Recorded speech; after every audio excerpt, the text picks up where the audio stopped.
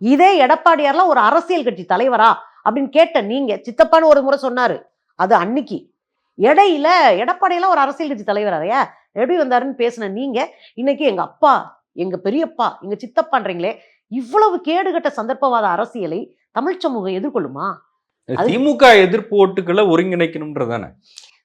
தாராளமா ஒருங்கிணைக்கலாம். நான் அதுல மாற்று கருத்தே இல்லை.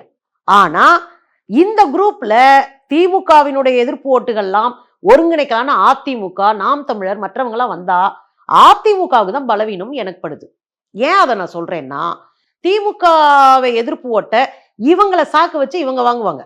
இப்ப நாம் தமிழருக்கு ஓட்டு கிடைச்சு போயிடும், எக்ஸ்ட்ராவே ஓட்டு கிடைக்கும். ஏன்னா அதிமுகல சிந்தாம சதறாம சொல்ற பேச்சை கேட்டுட்டு முன்னாடி ஓட்டு போடுவாங்க. இப்ப அதுக்கான நிலைமை இல்லைன்னு வச்சுக்கோங்க. செதற கொஞ்சம் நஞ்ச ஓட்டு இவங்களுக்கு போய் சேரும், அவங்களுக்கு போய் சேரும். அதிமுகக்கு என்ன பலவீனம் இருக்குன்னா, கட்சியே பலவீனமா இருக்கு. கட்சி ஒட்டஞ்சு உள்ள ஒண்ணுமே இல்லாம இருக்கு.